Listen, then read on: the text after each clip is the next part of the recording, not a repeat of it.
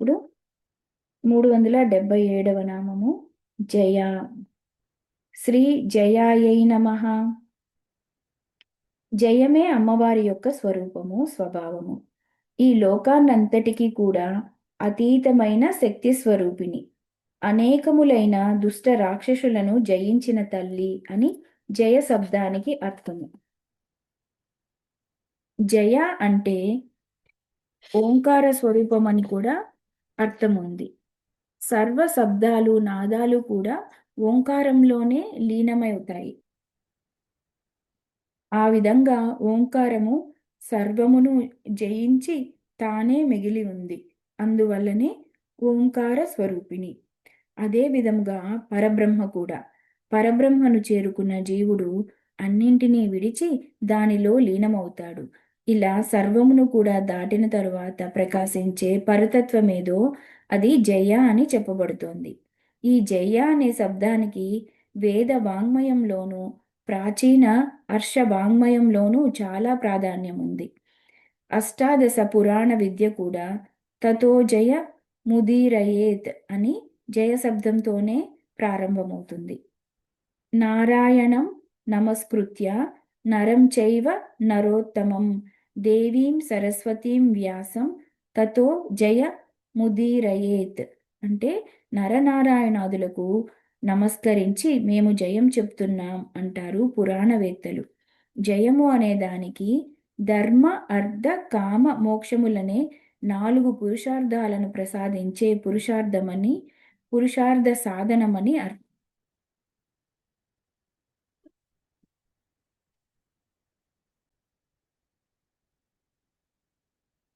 జయ అనే శబ్దానికి ఇంకొక అర్థంలో సంఖ్యావాచకంగా చూస్తే 18 అని అర్థం వస్తుంది. కటపయాది సంఖ్యా శాస్త్రమని ఒక సంఖ్యాశాస్త్రం ఉంది. దాని ప్రకారం వ్యాఖ్యానిస్తూ 18 పురాణములు కనుక జయ ముదీరయేత్ అనగా 18 పురాణాలను తెలియజేస్తుంది కనుక జయం అని చెప్పారని పురాణం చెప్తోంది. శృంగార రస సంపూర్ణ తరువాత జయ చెప్పడంలో విశేషం. శృంగార రస సంపూర్ణ అనే నామం 9 రసములతో కూడిన శ్రీచక్రాన్ని తెలియజేస్తుంది. జయ అనేది 18ని తెలియజేస్తుంది. సంఖ్యాశాస్త్రం ప్రకారం 18లోని 1ని 8ని కలిపితే మళ్ళీ 9 అయింది. ఈ 9తో కూడిన శ్రీచక్ర వ్యాపిని అయిన శ్రీవిద్యయే ఇక్కడ చెప్పబడుతోంది. శ్రీచక్రం మొత్తంగా వ్యాపించిన అమ్మవారి చైతన్యానికి జయం అని పేరు. 9 కూడా పూర్ణ సంఖ్యనే తెలియజేస్తున్నది. పూర్ణం అంటేనే 9 అని అర్థం. 9 పూర్ణ సంఖ్య. 9 తర్వాత చెప్పే అంకెలన్నీ 9 లోపల అంకెలని కలిపి చెప్పుకోవలసినదే. నవరసాలు మొదటి నామంలో చెప్పినట్లే జయానామంలో కూడా నవరసాత్మక పరిపూర్ణ స్వరూపిణి అని కూడా చెప్తున్నారు. ఈ విధంగా జయ అని చెప్పడంలో చాలా విశేషం కనిపిస్తోంది. మరొక అర్థంలో జయ అంటే మృత్యుంజయ స్వరూపిణి. మృత్యువుని జయించడమే అసలైన విజయం. మృత్యు అంటే అజ్ఞానము, అవిద్య అని అర్థము. దానిని జయిస్తేనే మోక్షము. తనని ఆశ్రయించిన భక్తులకి ఆత్మజ్ఞానం కలిగించి దాని ద్వారా అవిద్యని, అజ్ఞానాన్ని జయించే శక్తిని ప్రసాదించే జయశీల అయిన అమ్మవారు జయ అని చెప్పబడుతున్నారు. మరొక అర్థంలో ముఖ్య ప్రాణస్వరూపిణి. కామపూజిత శృంగార రస సంపూర్ణ జయ జాలంధర స్థిత ఓడ్యాన పీఠ నిలయ బిందుమండల వాసిని అనే ఈ నామాల మధ్యలో జయా నామం చెప్పడంలో చాలా రహస్యం ఉంది. ఇది కూడా శ్రీచక్ర ఉపాసనకు సంబంధించినది. మన లోపల ఏ యోగ చక్రములు ఉన్నాయో ఆ యోగ చక్రాల ద్వారా ప్రయాణిస్తున్న ముఖ్య ప్రాణ ఉపాసన ఇక్కడ చెప్పబడుతున్నది. ఈ యోగ చక్రాలే కామపూజిత, శృంగార రస సంపూర్ణ, జాలంధర, ఓడ్యానం, బిందుమండలం అనే నామాల ద్వారా చెప్పబడుతున్నాయి. ఆ యోగ చక్రాల ద్వారా ఉపాసింపబడుతున్న లేదా ఆ యోగ చక్రాల యందు వ్యాప్తి చెంది ఊర్ధ్వగమనం చేస్తున్న ముఖ్య ప్రాణయే జయ. ఈ విధంగా అటు శ్రీచక్రము, ఇటు మన లోపలి యోగ చక్రాలు, వీటి మధ్యన జయ అని చెప్పడంలో విశేషము. ముఖ్య ప్రాణస్వరూపిణి, మృత్యుంజయ స్వరూపిణి, పరిపూర్ణ స్వరూపిణి, నవరసాత్మిక అని ఇన్ని అర్థాలలో ఉన్న ఈ జయ అనే దేవి వరాహ పర్వతము మీద ప్రకాశిస్తున్నది అని పురాణాలు చెప్తున్నాయి. జయ అనే దేవి వరాహ పర్వతము మీద ప్రకాశిస్తున్నది అని పురాణాలు చెప్తున్నాయి. అనేక నామాలతో అనేక క్షేత్రాలలో అమ్మవారు ఉన్నారు. ఆ తర్వాతి నామము జాలంధర స్థిత. శ్రీ జాలంధర స్థితాయై నమః. జలమును ధరించే స్వరూపము. ప్రధానంగా ప్రాణనాడి సంచరించే చోటు కంఠము. అది జాలంధర స్థిత, జాలంధర పీఠంలో ఉన్న తల్లి అని. తరువాతిది ఓడ్యాన పీఠ నిలయ. అంటే శ్రీ ఓడ్యాన పీఠ నిలయాయై నమః. ఓడ్యాన పీఠం అంటే అస్సాంలో ఉన్న కామాఖ్య పీఠము. ఇది వివరంగా శాస్త్రం చెప్తున్న మాట. అత్యంత ఉత్కృష్టమైన పీఠము. ఇది బాహ్యంగా చెప్పుకునేది. మనలో జాలంధర పీఠం కంఠం దగ్గర ఉంది. పూర్ణగిరి పీఠం హృదయం అనాహతం దగ్గర ఉంది. కామగిరి పీఠం మూలాధారం. జాలంధరం విశుద్ధ చక్రం. ఓడ్యాన పీఠం ఆజ్ఞాచక్రం. దానికి పైన సహస్రారం. అదే తరువాతి నామము బిందు మండల వాసిని.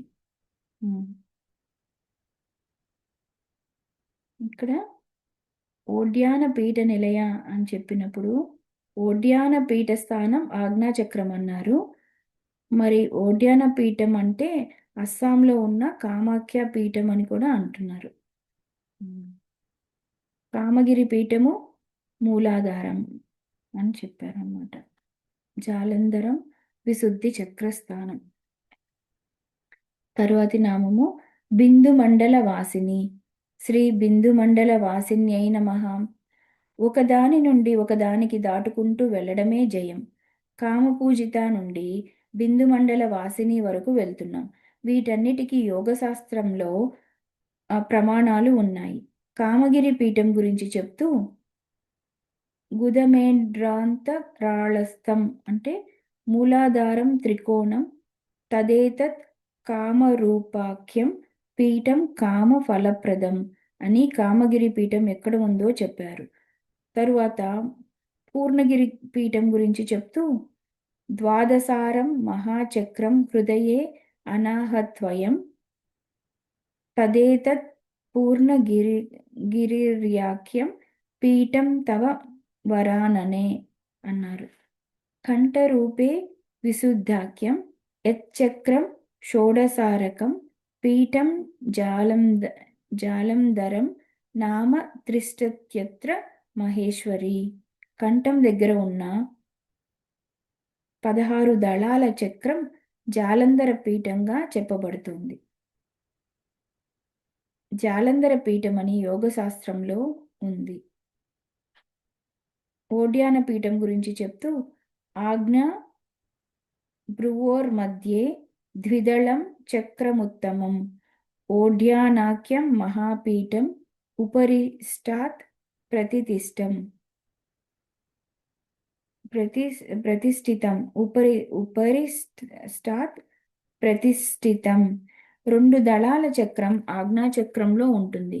ఇది ఓడ్యాన పీఠం అని వివరించారు. ఈ విధంగా మనలో అమ్మవారి స్థానములు చెప్పబడుతున్నాయి. శ్రీచక్రంలో ఇవి ఎక్కడ ఉంటాయో చెప్తూ పర పశ్యంతి మధ్యమ వైఖరులు శ్రీచక్రంలో ఎక్కడ ఉంటాయో చెప్పుకున్నాం. బిందు మండల వాసిని అన్నప్పుడే తెలుస్తుంది శ్రీచక్రంలో బిందువు ఉంది. ఓడ్యానం పీఠం అంటే బిందువు. వెంటనే వచ్చే త్రికోణం. శ్రీకర పాత్రస్వామి వారిచే సమకూర్చబడిన విద్యారత్నకర గ్రంథం ప్రకారము నవయోని చక్రాత్మక కామగిరి పీఠే అంటే బిందువు తర్వాత వచ్చే త్రికోణం ఆపై అష్టత్రికోణావరణ కలిపితే నవయోని చక్రము. ఇది కామగిరి పీఠము. ద్వా దశారద్వయ చతుర్దశార చక్రాత్మక జాలంధర పీఠే. ఈ రెండు దశ త్రికోణ ఆవరణలు 14 త్రికోణ ఆవరణలు కలిపి జాలంధర పీఠం. అష్టదళ షోడశదళ చతురస్ర చక్రాత్మికే పూర్ణగిరి పీఠే అన్నారు. అష్టదళ షోడశదళ చతురస్ర ఆవరణలు కలిపి పూర్ణగిరి పీఠం అన్నారు. బిందువు ఓడ్యాన పీఠం. ఇది మరొక విధమైన సాధన దృష్టి. ముందు చెప్పుకున్న పర వైఖరి శ్రీచక్రంలోనే కనబడుతున్నాయి. బిందుమండల వాసిని నుండి వరుసగా పూర్ణగిరి పీఠము, ఓడ్యాన పీఠము, జాలంధర పీఠము, కామగిరి పీఠము అందులోనే కనబడుతున్నాయి. శరీర చక్ర, శ్రీచక్ర, విశ్వచక్ర సమన్వయం ఎలా జరుగుతుందో చూడండి. ఇవే ప్రధానంగా తెలుసుకోవలసినవి. తర్వాతి నామాలు: రహోయాగ క్రమారాధ్య, శ్రీ రహోయాగ క్రమారాధ్యాయై నమః. రహస్తర్పణ తర్పిత, శ్రీ రహస్తర్పణ తర్పితాయై నమః. ఈ రెండిటికి కలిపి అర్థం చెప్తున్నారు. బహిర్యాగం, అంతర్యాగం అని రెండు ఉన్నాయి. ఇది శ్రీ విద్య ఉపాసనలో కూడా ఉంటాయి, కానీ యాంత్రికంగా చేస్తే తెలియదు. బయట శ్రీచక్రమునందు ఆరాధన చేస్తే బహిర్యాగము, మన లోపల చక్ర భావన చేస్తూ ఉంటే అది అంతర్యాగం. అలా చేస్తూ ఒక్కొక్క దళంలో ఏ ఏ దేవతలని ఆరాధించాలి, అమ్మవారు ఏ నవావరణ చక్రంలోని భాగం శరీరంలో ఏ చక్రంలో అన్వయించాలి, ఏ దేవతని అక్కడ భావించాలి అని ఒక్కొక్కటి భావించుకుంటూ వెళ్తుంటే అప్పుడు అది అంతర్యాగం. రహః అంటే రహస్యము. రహస్యంగా చేసిన యాగము యొక్క క్రమము. క్రమం అంటే పద్ధతి. పద్ధతి అనేది గురువు, శిష్యుడు సాంప్రదాయంతో కూడినది. ఇవి తెలియకుండా చేస్తే లాభం లేదు. ఉత్తమమైన గురువుని ఆశ్రయించి తద్వారా ఈ పద్ధతిని తెలుసుకుని ఆరాధన చేస్తే అప్పుడు పూర్ణగిరి, కామగిరి, ఓడ్యాన, జాలంధర, బిందు మండముల యందు ఉన్న అమ్మవారిని మనం ఆరాధించగలం. ఆ పద్ధతిలో ఆరాధించినప్పుడు మన యొక్క జీవభావాన్ని అంటే నేను అనే అహాన్ని అమ్మకు ఆయా పీఠముల యందు అర్పించాలి. అది తర్పణం. రహస్తర్పణం అంటే అది. శ్రీచక్రంలో చేసే బిందు తర్పణం బాహ్యం, ఇది ఆంతర్యం. ప్రాణాయామ ప్రక్రియలో భావన మాత్రంగా శరీర చక్రంలో శ్రీచక్రాన్ని అన్వయించి సర్వం బ్రహ్మమయంగా చేసే అంతర్యాగమే రహోయాగం. ఆయా ఆవరణ దేవతలకు పూజాంగ తర్పణాన్ని సమర్పించడమే రహస్తర్పణం. హంసలు అంటే ఉచ్ఛ్వాస నిశ్వాసాత్మకమైన ప్రాణశక్తి భావనతో ఆయా చక్రాల దేవతలకు తర్పణంగా చేసే ప్రక్రియ గురుముఖైక వేద్యం. ప్రకాశమానమైన కుండలిని యందు అధిష్ఠించిన చిదగ్ని యందు పుణ్య పాప, ధర్మ అధర్మ, కల్ప వికల్ప కృత్యాకృత్యములను హతం చేసి కేవల సచ్చిన్మాత్రంగా మిగలడమే రహోయాగ క్రమము. నలోక చిత్తగ్రహణే రతస్య ఏకాంతశీలస్య దృఢవ్రతస్య మోక్షో భవేత్ ప్రీతి నివర్తస్య ఆధ్యాత్మ యోగే నిరతస్య సమ్యక్ మోక్షో భవేన్నిత్య మహింసకస్య. అపస్తంభః అంటున్నారు.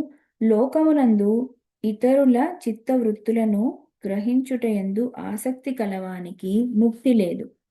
అంటే లోకమునందు ఇతరుల చిత్తవృత్తులను గ్రహించుటయందు ఆసక్తి కలవానికి ముక్తి లేదు. ఏకాంతవాసి అయి అంటే అంతర్ముఖుడై దృఢ నియమం కలవాడై ఎన్నడూ ఏ ప్రాణిని హింసించక జీవేశ్వర యాగము నందు బ్రహ్మమునందు ఆసక్తి కలవానికి ముక్తి వస్తుంది. ఈ ఏకాంత యోగమే రహో యాగం. ఈ ఏకాంత యోగమే రహో యాగం.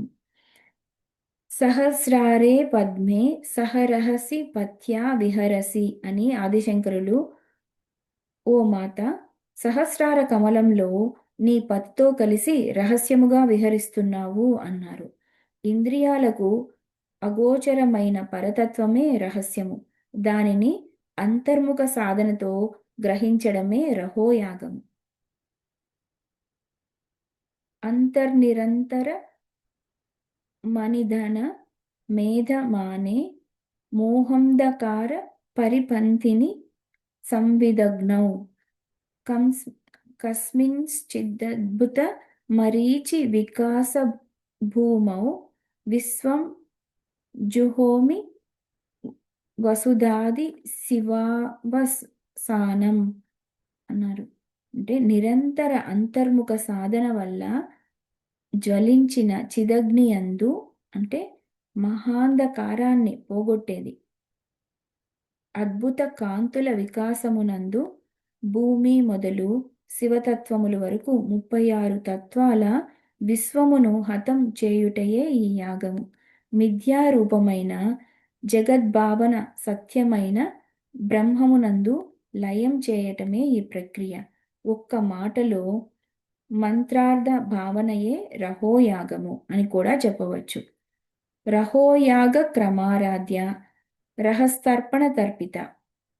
ఆ రహస్తర్పణానికి సంతోషించే అమ్మ రహోయాగంతో ఆరాధన పొందే తల్లి.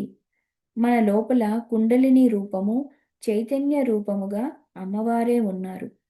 బాహ్యం అంతర్యాగంగా వెళ్ళాలి.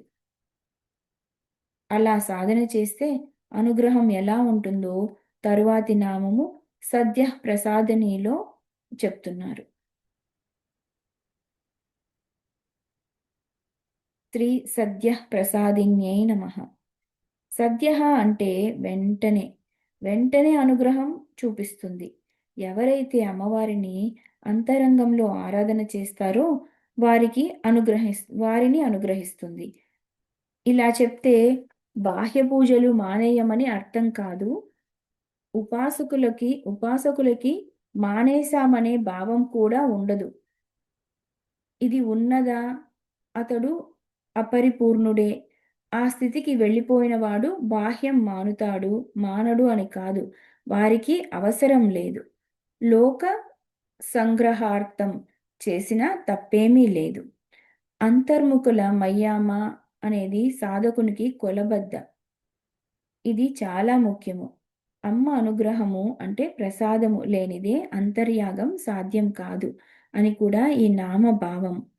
ఒక్క శ్రీ విద్యలోనే కాదు, ఏ భక్తిలోనైనా ఇంతే. ఎంతకాలం వెలి లోనమ్మిన వేల్పుటమ్మల మనంబుల ఉండెడి అమ్మ అంటే ఆ లోనమ్మిన కావాలి. లోలో చేయటమే రహస్తర్పణ తర్పిత. ఆ ఆరాధనకి అమ్మవారు తొందరగా అనుగ్రహిస్తారు. లోపల ఉందని తెలుసుకున్నాం కదా. లోపల అంటే దగ్గరే ఉంది. దూరం ఉందంటే ఎప్పుడైనా వస్తుందని మనకి అనిపిస్తుంది. లోపల ఉందంటే వెంటనే రావాలి. కనుక సద్య ప్రసాదిని, వెంటనే అనుగ్రహించేది. పరా నుండి ఇప్పటి వరకు చెప్పుకున్నదంతా కూడా రహోయాగ క్రమమే. ఈ క్రమంలో ఎవరైతే ఆరాధిస్తున్నారో వారిని వెంటనే అమ్మ అనుగ్రహిస్తుంది. అమ్మవారి ఏ ఆరాధన అయినప్పటికీ వ్యర్థము కాదు. మన ఆరాధన స్థాయికి తగినట్లు వెంటనే ఫలం ఇస్తుంది.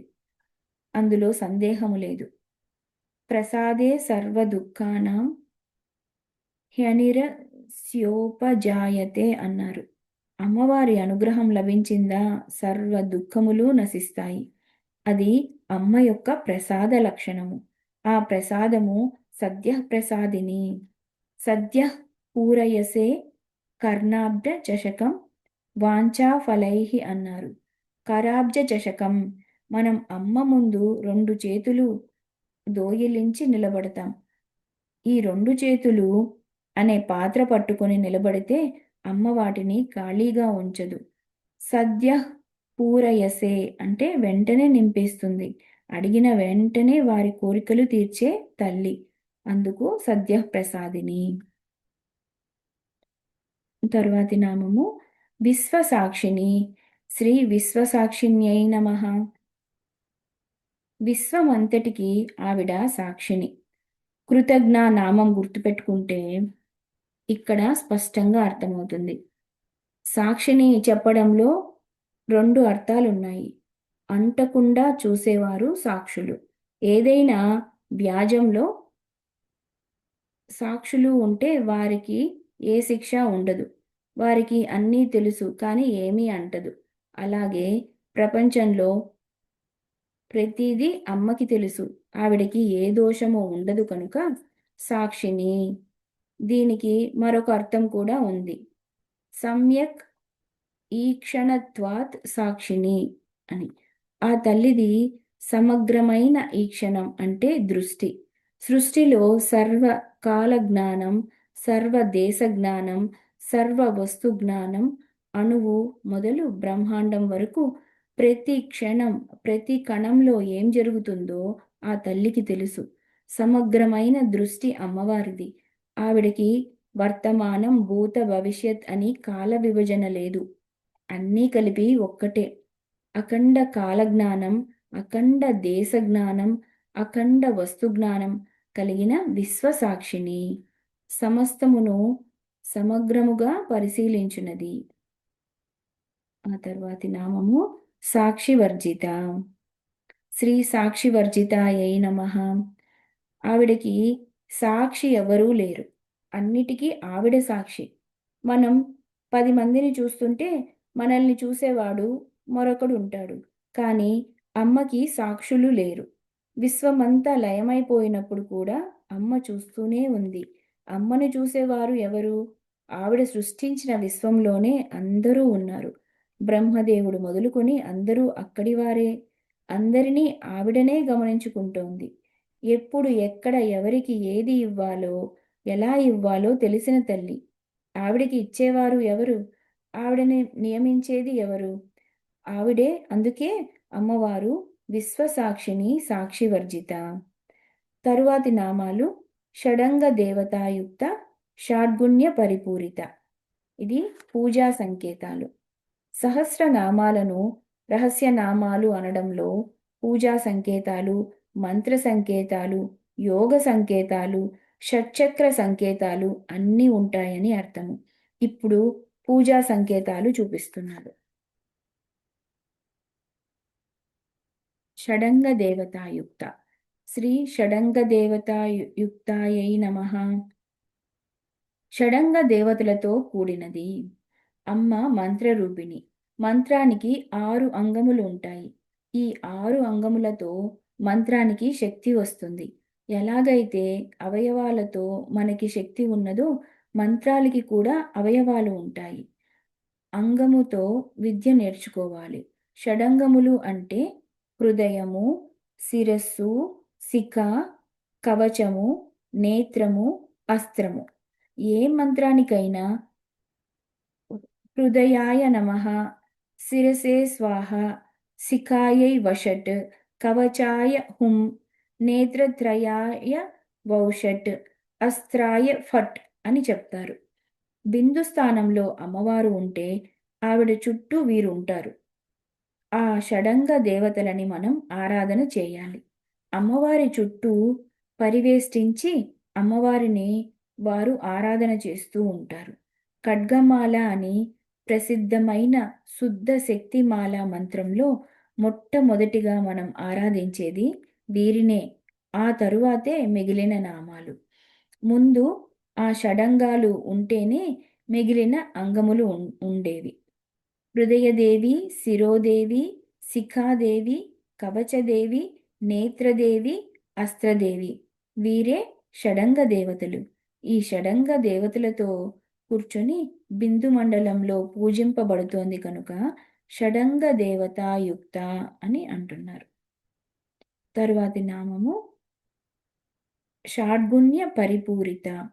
శ్రీ షాడ్గుణ్య పరిపూరితాయై నమః. అమ్మవారి దగ్గర 6 గుణములు పరిపూర్ణముగా సహజముగా ఉన్నాయి. షడ్గుణములు అంటే మనం భగవతీ నామం దగ్గర చెప్పుకున్నది గుర్తు తెచ్చుకోవాలి.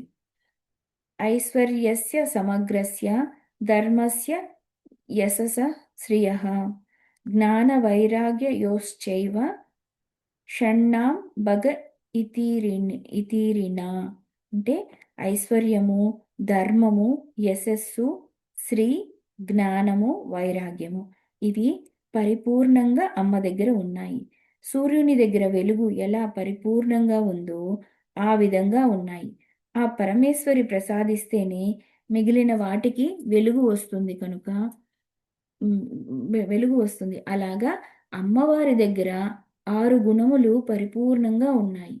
6 శక్తులు కలిగి ఉంటేనే ఈశ్వరుడు లేదా ఈశ్వరి అనాలి. ఆ 6 శక్తులు ఏమిటో చెప్తూ సర్వజ్ఞత, తృప్తిర నాది బోధ, సర్వత్రత, నిత్య మలుప్త శక్తి, అనంతతా చేతి విభోర్విధిఘ్నా షడాహురంగాని పరమేశ్వరస్య అన్నారు.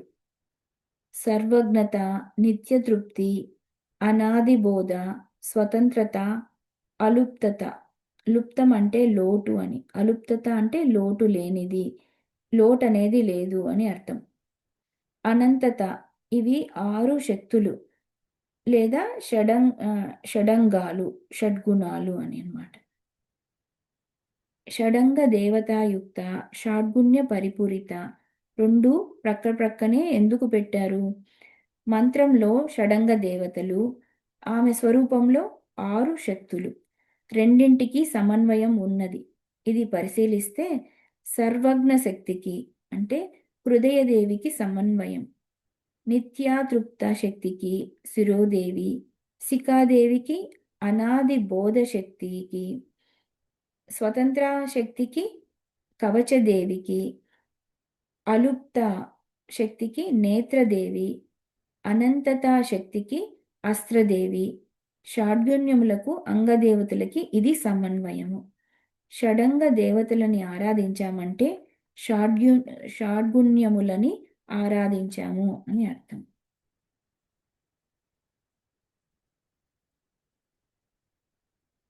తర్వాతి నామము నిత్యక్లిన్న. శ్రీ నిత్యక్లిన్నాయై నమః. అమ్మవారి తిథి దేవతల్లో శుక్లపక్ష తృతీయ నాటి దేవత పేరు నిత్యక్లిన్న. కామేశ్వరి, భగమాలిని, నిత్యక్లిన్న అని చెప్తారు. అంటే మూడవ రోజు అన్నమాట.